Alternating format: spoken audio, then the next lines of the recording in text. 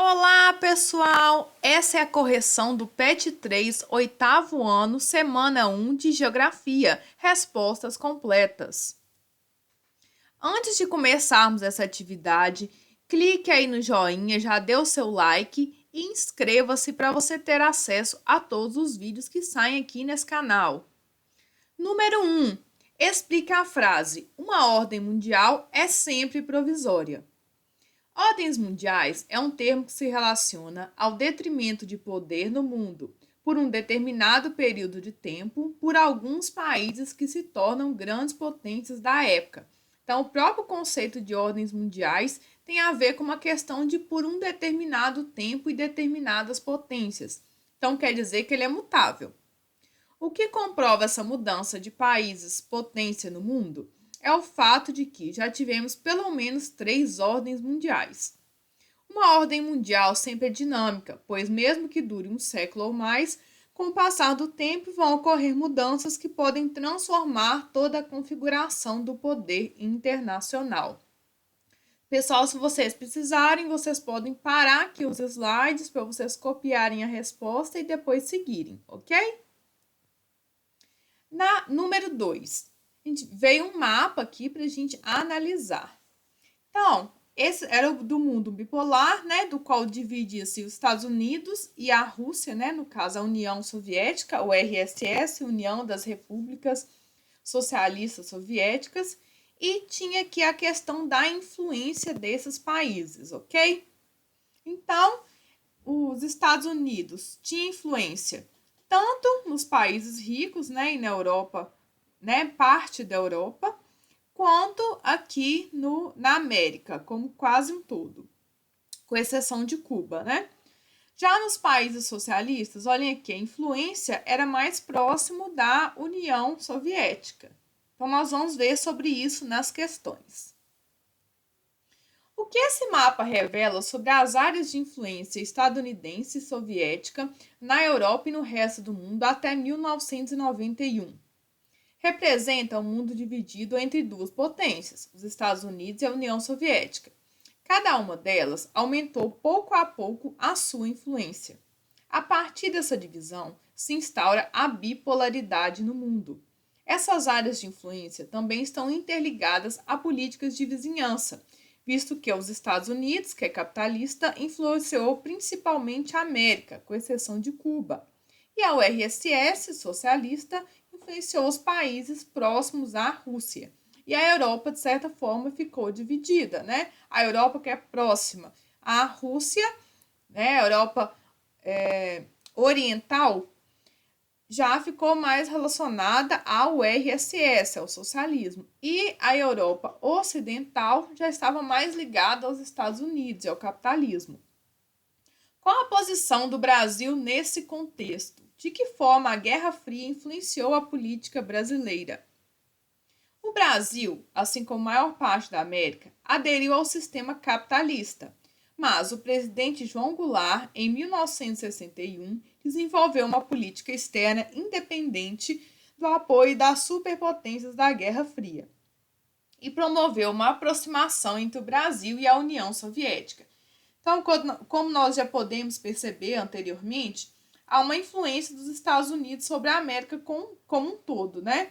Então, essa aproximação da União Soviética representava um risco para a influência dos Estados Unidos, o poder de influência dos Estados Unidos.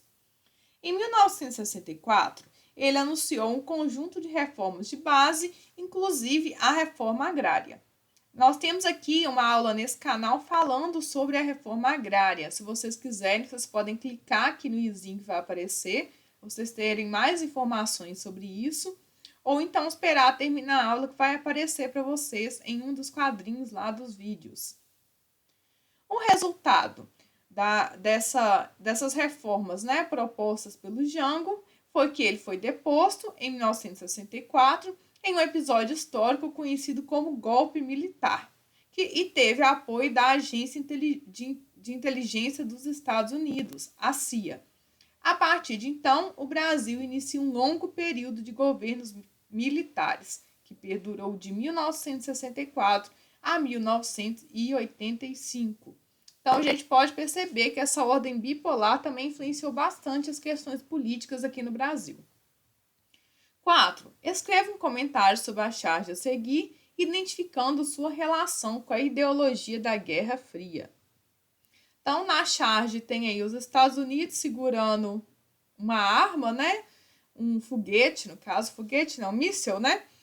E do outro lado, a URSS, né, representada aí pelo urso, e os Estados Unidos representado pela águia, né? Também com o míssil na mão e os dois disputando aí o mundo.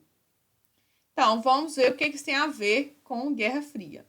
A Guerra Fria refere-se ao fato de que havia uma guerra sem o uso de armas e também devido ao fato das potências vivenciarem uma disputa velada, do qual havia uma ameaça iminente de um conflito que poderia acontecer a qualquer momento.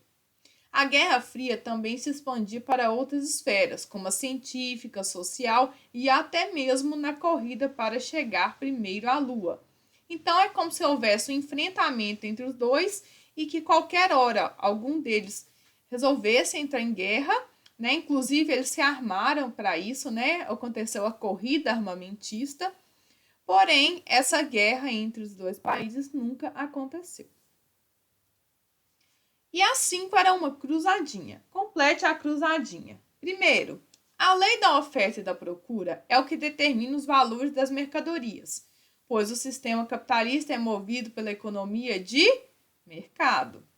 Situação do trabalhador no sistema capitalista. Assalariado, né? A maior parte é assalariado. Situação da propriedade no sistema capitalista. Privada. Agora, no socialismo, é pública.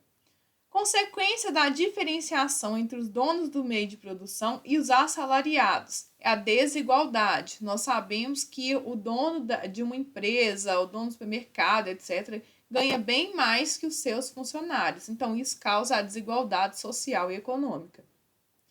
Fase do capitalismo caracterizada pela introdução de máquinas movidas a vapor e pela divisão de tarefas industrial. Nesse canal, a gente também tem uma aula sobre as 4 revoluções industriais. Se vocês quiserem assistir essa aula, basta clicar no izinho que vai aparecer aqui em cima ou ao final da aula em um dos vídeos que irá aparecer. 6. Fase do capitalismo caracterizada pela supervisão artesanal da produção, com divisão do trabalho e emprego de máquinas simples. A manufatura também está dentro dessa aula sobre Revolução Industrial. Principal objetivo de organização da produção capitalista. Então, como o próprio nome diz, é o capital, ou seja, busca-se o lucro. Mundo em que os países capitalistas desenvolvidos eram incluídos durante a Guerra Fria. Primeiro mundo, né? E o terceiro mundo eram os países subdesenvolvidos. Então, a gente tinha uma divisão em 3 mundos. O primeiro mundo eram os países capitalistas desenvolvidos. O segundo mundo eram os países socialistas. E o terceiro mundo eram os países que hoje nós chamamos de subdesenvolvidos. Ou seja, eram os capitalistas pobres, né? Fase do capitalismo em que o trabalhador era dono dos meios de produção e com o resultado do seu trabalho. Artesanato também está naquela aula de Revolução Industrial. É chamado o hábito de comprar, estimulado pela sociedade capitalista. É o consumo. Disputa entre as empresas visando oferecer a qualidade e preços acessíveis. É a concorrência, que também está dentro aí da lógica de mercado, né?